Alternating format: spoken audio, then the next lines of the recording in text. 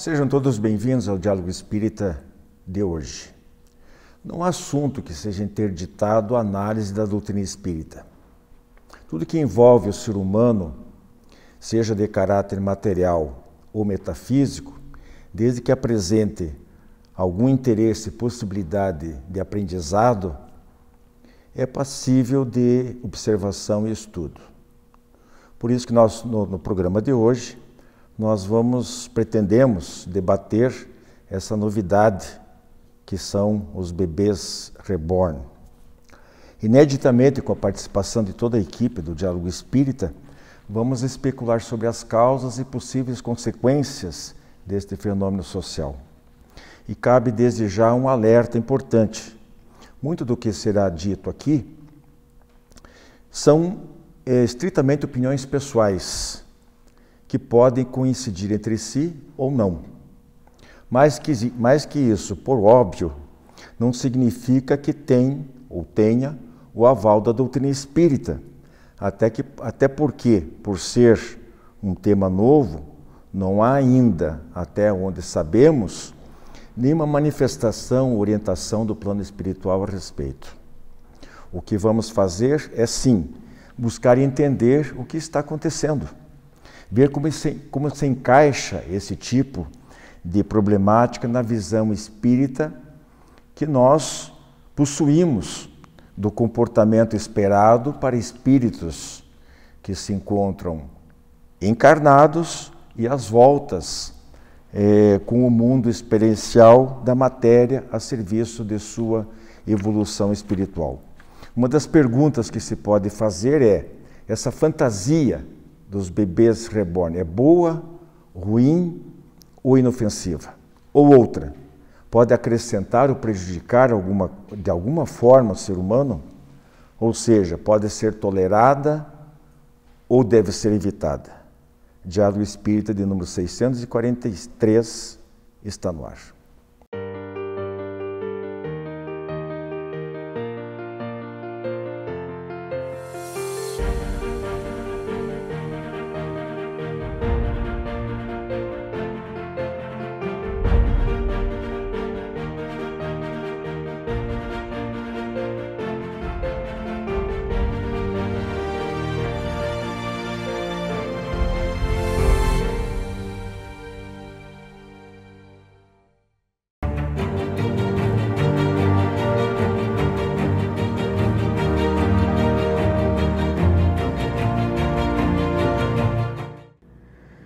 Prezadíssimos amigos, comentando a notícia de hoje, nós vamos fazer aqui num formato um pouquinho diferente, envolvendo as nossas três apresentadoras aqui, a Rose Raiman, a Andrea Kleinas e a Mariana Valim, para falarmos dessa onda dos bebês reborn. Eu vou direto ao assunto. Eu só queria colocar assim, que a gente está trazendo este tema porque realmente virou notícia, está na ordem do dia, digamos assim, né? Envolveu muitas discussões, muitos debates, causando uma certa surpresa em muitas pessoas, um fenômeno um tanto quanto inusitado. E como eu coloquei na abertura, a doutrina espírita ela tem até por dever, por responsabilidade, não digo que sempre ter que opinar, mas nenhum assunto é interditado, nenhum tema não deixa de ser interessante para nós, porque até para nós, como espíritas, para nos posicionarmos a respeito de certos assuntos. A gente vai ver aqui que envolve muitos fatores, de saúde mental, de psicologia, de ciência do comportamento. Então é bastante interessante, sim, a gente conversar um pouquinho a respeito. Eu vou apresentar aqui para vocês, inicialmente, uma provinha, uma questão de prova, né? Ah, meu Deus! De múltipla escolha, né? Lá voltar aos nossos velhos tempos lá de primeiro fundamental, de segundo grau, etc. E eu quero que vocês, então, na opinião de vocês, a pergunta seria assim: a seu ver, qual seria a causa deste fenômeno dos bebês reborn que tenham dado o que falar por aí? Então, eu vou começar lá na esquerda com a Mariana. As opções são o seguinte: letra A, solidão; Letra B, a causa, né? A causa. Letra B, frustração. Letra C, fuga. Letra D, imaturidade, que pode ser emocional ou espiritual, aí depois você vai justificar. E a alternativa a esse é um simples modismo. Qual dessas? Solidão. Solidão. Você, André? Letra C, fuga. Fuga. Rose. Para combinar com a DEPR, a D. D? A D. A e a D. A e D. Solidão e imaturidade. Solidão e imaturidade. Por que solidão, Mariana? Porque nós vivemos hoje em dia numa sociedade muito exigente, né? E cada vez mais distantes os relacionamentos, né, presenciais. Nós temos muitos assim, amigos virtuais, né? Então as redes sociais estão super valorizadas e esse contato físico, né, esses encontros entre os amigos, conhecidos, até dentro da própria família, está muito esvaziado. E essa sociedade hoje, ela exige muito de nós, né? Perfeição, felicidade, sucesso, conquistas.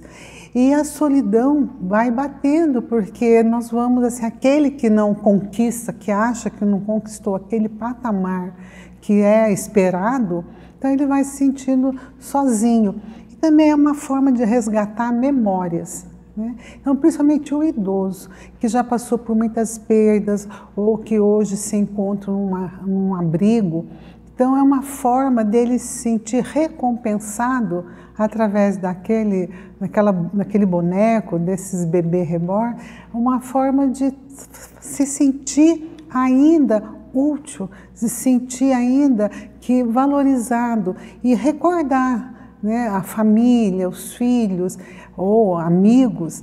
Então, a solidão, ela faz com que muitas vezes as pessoas procurem brincar de boneca, né, com o boneco, naquela tentativa de preencher um vazio, de preencher a saudade.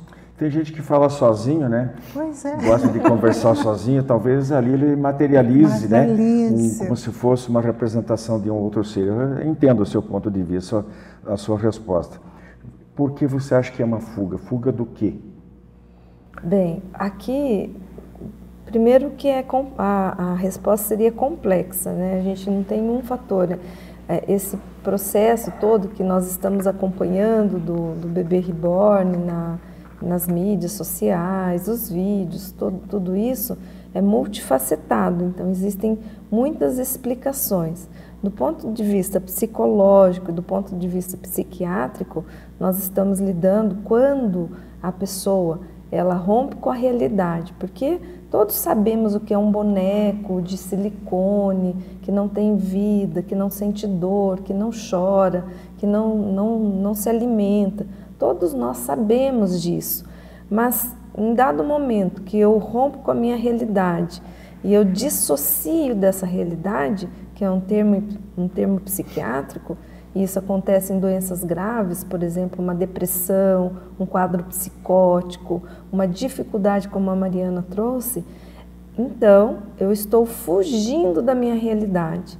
Então, a todo momento que eu não considero um objeto, como seria, não precisa ser um bebê reborn, pode ser, por exemplo, uma caneta, um estojo, uma cadeira, e eu atribuo uma vida a esse objeto, então é sinal que as coisas não estão indo muito bem e que o meu psicológico precisa ser analisado.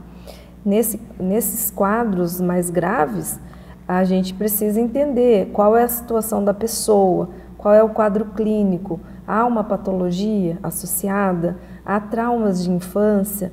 Então, todo um conjunto de informações que confirmarão se a pessoa tem um transtorno agudo ou crônico e se ela está usando uma via de fuga da realidade.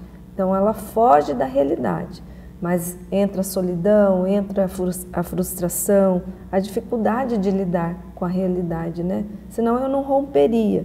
Eu sei que aquele objeto é um objeto. Então, eu não vou romper com a realidade. Mas quando não acontece isso, então nós estamos diante de um transtorno. A Rose escolheu duas alternativas, a solidão e imaturidade, foi isso? Foi. Da solidão, a Mariana falou bastante já. Do ponto de vista da imaturidade, né, que nos falta complementar, o que nós temos? O ser humano foi criado para amar e ser amado. O caminho para aprender a amar é longo, ele começa pelo amor a si mesmo e o amor aos que lhe são semelhantes, até chegar ao amor aos que lhe são divergentes ou dissemelhantes, que é o amor da criatura que já ultrapassou, né, propriamente a fase humana. Na sua fase inicial de amor egoístico, é mais fácil se relacionar, sendo ainda imaturo no seu desenvolvimento espiritual, com seres idealizados, com objetos que lhe dão prazer, que de alguma forma são uma projeção de si mesmos. Sem entrarmos nos casos patológicos, né, dos lutos, dos desequilíbrios psiquiátricos que se voltam para um objeto, nos casos de desenvolvimento normal, mas ainda primitivos e egoísticos, é mais fácil amar a uma coisa idealizada. E o bebê reborn é um bebê perfeito. Ele não exige, ele é bonito, ele está sempre ali disponível, não é? Então, amar a si mesmo amar a um objeto é uma forma de extensão do amar a si mesmo. É a busca do prazer total, sem que haja frustração ou trabalho envolvido no processo. Então, faz parte do amor egoísta, que é o início da nossa longa jornada para aprendermos a amar altruisticamente aqueles que nos são dissemelhantes, que nos são desafios, que nos dão trabalho. Pois é, eu para a gente até servir de subsídio aqui para vocês, né, eu peço licença aí, um pouquinho extensas, esse apanhado que eu fiz aqui, mas para quem também não está muito inteirado sobre esse problema, para ver como é que certos fatos assim, realmente, até certo ponto, contundentes, e as reações de autoridades, inclusive. Então, deixou de ser uma mera brincadeira, um capricho, uma bizarrice. Pode até ser classificado assim, mas o fato é que avultou-se um problema realmente atingindo vários aspectos, várias dimensões. Isso aqui eu recolhi de várias fontes, né, da imprensa. Por exemplo, os bebês, explicando o que são, ela até já falou, né? Os bebês reborns, bonecos de silicone, ultra realistas, populares entre mulheres adultas, famosas ou anônimas, para brincar, colecionar ou tratar como filho. Estão movimentando mudanças nas leis, na saúde e na sociedade.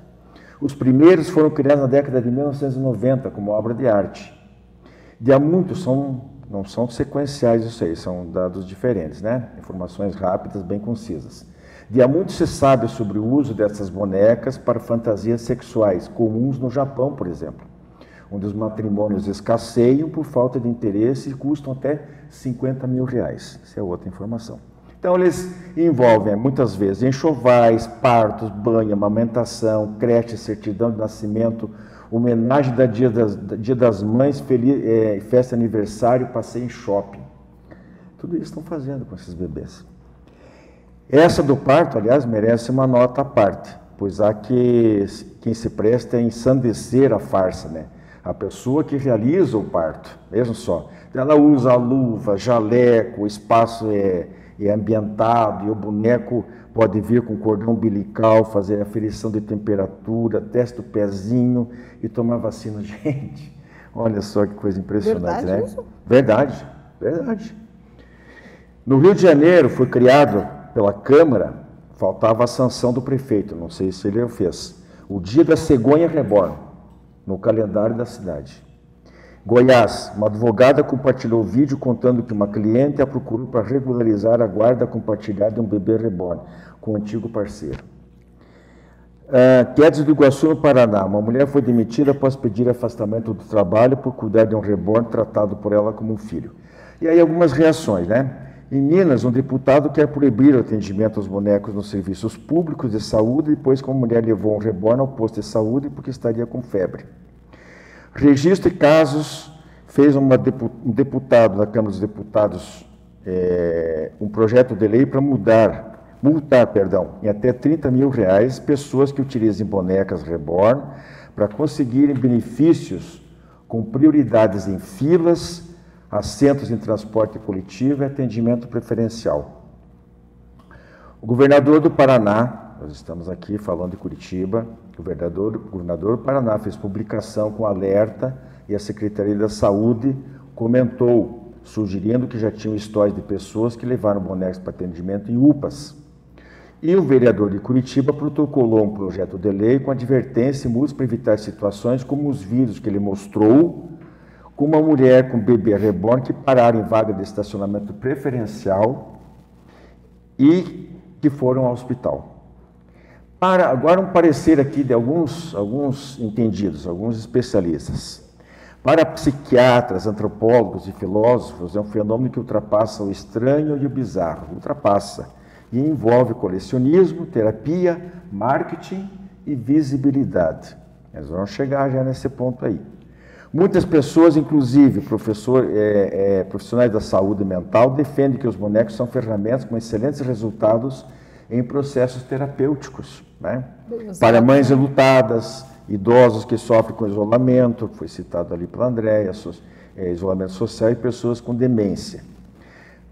Tem um filósofo bastante conhecido aí, Luiz Felipe Pondé, por exemplo, ele diz o seguinte: trata-se de um surto regressivo, uma forma de brincar de ser mãe sem as agruras das noites mal dormidas, gastos, energia e estresse que uma criança demanda. Então vejam que são vários aspectos que podem ser, vários ensinamentos que a gente pode obter aí, né? Não cresce, não tem pai, não vai ficar doente, é só desligar. Essa mulher permanece como uma menina de 5 anos. Para fechar, já estou chegando no finalzinho. Um psiquiatra disse: quando o bebê é real, quem determina a rotina e as demandas é a criança. Com o reborn, a mãe deixa de ser suporte do bebê e ele passa a ser o da mãe. Né? E há aquele caso, acho que se enquadra nesse marketing, visibilidade, e muita gente que está fazendo isso, ou fez, só para conseguir likes na internet. Bom, diante de tudo isso aí, quem que quer acrescentar os novos comentários? Acho que eu podia começar do ponto de vista da saúde mental, né? Depois abordamos os casos não patológicos. O que você acha, Andréia? Do ponto de vista da saúde mental, nós estamos diante de situações bem preocupantes. Mas a gente precisa considerar o contexto. Em geral, esses indivíduos, essas mães, né? E agora vemos também outros noticiários de homens também, né? Que adotam o bebê, enfim, é a mesma situação. Esses indivíduos, por alguma razão, se isso é verdade, se eles realmente consideram o bebê como se fosse real e como se ele tivesse vida, então esses quadros são considerados patológicos. Mas a gente tem a via, como vocês trouxeram, da venda como se fosse um produto, porque eu vou fazer vídeo, eu vou publicar, é um assunto que entra no modismo, como nós trouxemos ali, a pessoa vai ter likes, então ela está vendendo um produto e o bebê reborn entraria como a venda de um produto e ela faz uma encenação, é como se fosse um teatro. Então ela faz o vídeo falando que está trocando a fralda do bebê, tem no YouTube vídeos assim só da rotina do bebê, hora do passeio, hora do banho, hora de dar mamada, hora de ver a febre, como se fosse um bebê de verdade. Mas eu imagino que essa pessoa deva estar atrás desses likes, né? E nesse caso, né, e também da venda do produto, porque aí ela faz propaganda, ela monetiza, o termo correto é esse, ela monetiza pelo canal. Mas se não for essa a ideia, então nós estamos diante de um quadro que pode ser um quadro depressivo, um quadro psicótico, quadros de transtorno de personalidade histriônico ou transtorno de personalidade que tende à fuga da realidade, né? Que a gente chama de cluster A, que entra ali um quadro paranoico, um quadro quase esquizofrênico, a gente chama de esquizotípico, né? Então, temos diversas facetas do transtorno psiquiátrico. Esse indivíduo está em sofrimento, se for de fato adoecido, e ele precisa de atendimento, ele precisa de suporte médico, psicoterapêutica e assim por diante. Nós vamos para um intervalo e em seguida a gente volta com novos comentários.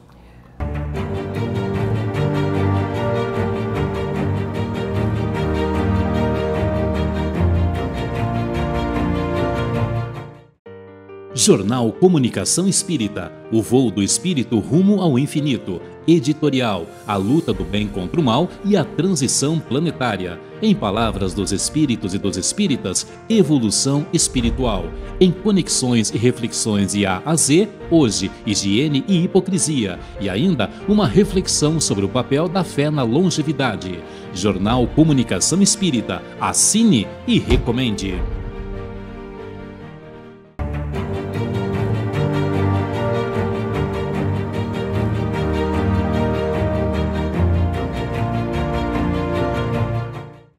Queridos amigos, estamos de volta com o nosso Comentando a Notícia. Eu agora gostaria que a Mariana acrescentasse, fica livre para você comentar mais alguma coisa a respeito desse assunto. Aproveitando o gancho da Andréia, né, quando ela traz a questão da fuga, que ela traz o transtorno, quando deixa de ser uma brincadeira, de ser algo saudável e que ela parte então ali para uma fuga da realidade, passa a ser uma fantasia, nós vamos também nos deparar com a compulsão. E essa compulsão, ela vai, né, interferir na vida diária da pessoa, porque ela vai fazer a rotina de um bebê, né? Então ela vai acordar de madrugada, para trocar essa fralda, para dar de mamadeira, para medir febre e toda aquela dinâmica, aquela rotina que um bebê exige. Isso vai afetar a qualidade de vida, a qualidade do sono dessa pessoa. Então, realmente, nós temos que nos preocupar com o excesso, com o modismo, porque tem o lado positivo, sim, do bebê reborn, quando ele é usado dentro de uma terapêutica com profissionais habilitados, ele tem um resultado positivo.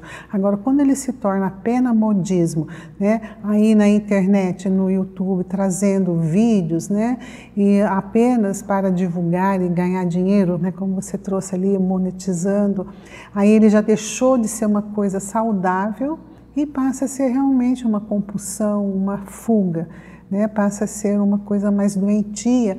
E nós precisamos estar atentos a essas pessoas, esses amigos que estão caminhando conosco, porque eles estão em sofrimento, eles precisam de ajuda, e não de crítica, de julgamento, mas de ajuda.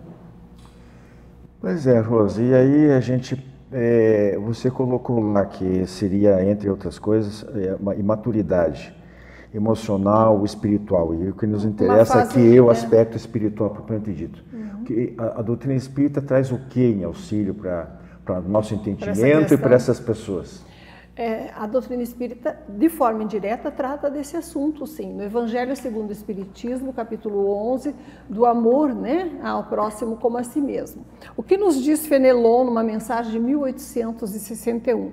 O amor é de essência divina, desde o mais elevado até o mais humilde. Todos vós possuís no fundo do coração a centelha desse fogo sagrado. E continua, mesmo o maior criminoso às vezes tem por uma pessoa, um animal, um objeto, uma afeição profunda e viva, né, que caracteriza a lei do amor de alguma forma se manifestando nele. E continua, disse por um ser ou um objeto qualquer, porque existem entre vós indivíduos que dispensam tesouros de amor, que lhes transborda do coração, aos animais, às plantas e até mesmo aos objetos materiais. Espécies de misantropos a se lamentarem da humanidade em geral, que tentam resistir à tendência natural da alma, que busca ao seu redor afeição e simpatia. Ao que isso nos remete, então? A lei do amor é a lei de Deus funcionando em nós. Temos necessidade de amar e ser amados. O ser primitivo ama a si mesmo e apenas aos que lhe são semelhantes. E na busca desse amor, que não exige esforço, estende também às plantas, aos animais, aos objetos, essa afeição profunda que ele ainda não consegue estabelecer com outros seres humanos que lhe ofereçam resistência, que apresentem diversidade de opiniões, que sejam desafios de relacionamentos, como é natural em todo relacionamento humano. O que nós precisamos então, segundo a doutrina espírita? Evoluir desse amor a nós mesmos, que como forma de projeção se estende ao amor aos objetos e que não é indesejável por si só, é apenas o início, a imaturidade de um processo primitivo. Desse amor a si mesmo e ao objeto, nós temos que transcender e crescer para o amor ao semelhante, enxergando naquelas crianças que não tem ninguém, que ralam o joelho, machucam e não tem ninguém para lhes socorrer, passar um curativo ou dizer que o dodói vai sarar. Ninguém por elas. Os velhinhos que já foram úteis e que agora não servem mais para nada, não é? E estão abandonados em asilos sem que alguém os visite. Naqueles doentes nos hospitais que todos ignoram, que ninguém busca porque estão abandonados sem serventia aos que antes os buscavam. No parente menos afortunado, que não convidamos para a nossa mesa porque não podem nos retribuir e temos medo que nos peçam emprestado. Nas pessoas que nos rodeiam como funcionários ou colegas, que se esquivam à comunhão afetiva, aos relacionamentos, que não comparecem às festas e cujos olhos baixos e em silêncio às vezes gritam por problemas íntimos conflitantes que nós não enxergamos. A lei do amor exige que comecemos a prestar atenção nessas circunstâncias, que olhemos aquele que nos pede esmola quando paramos numa esquina, embora às vezes não possamos e nem devamos lhes dar a moeda que pedem, mas que os olhemos nos olhos, que deixem de ser humanidade invisível e que possamos reconhecer neles a dignidade de outro ser humano, encarando-os, desejando-lhes o bem, procurando enxergar que são criaturas humanas como nós. A lei do amor, transformada, na sua forma mais pobre, no amor e no culto do objeto, deve crescer em nós para que sirva à sua finalidade real, aos desafios de um relacionamento real, que a transposição do amor ao objeto, que é o amor a si mesmo, possa se dar para que amemos o semelhante e possamos crescer espiritualmente nesse processo. Não tem como sufocar nossa necessidade de amar, mas é preciso que ela transcenda ao primitivismo do amor egoísta, para o amor sublime que nos une ao nosso próximo, apesar e por causa exatamente das diferenças que nos tornam partícipes complementares no mesmo processo evolutivo. Então, minha gente, é isso, é encarar o desafio de viver e conviver sem medo de ser feliz. Porque, obviamente, que essas relações, e vocês colocaram muito bem aqui ao longo do programa, traz essas... Hoje está bastante difícil, as pessoas conviverem fisicamente, principalmente, próximas.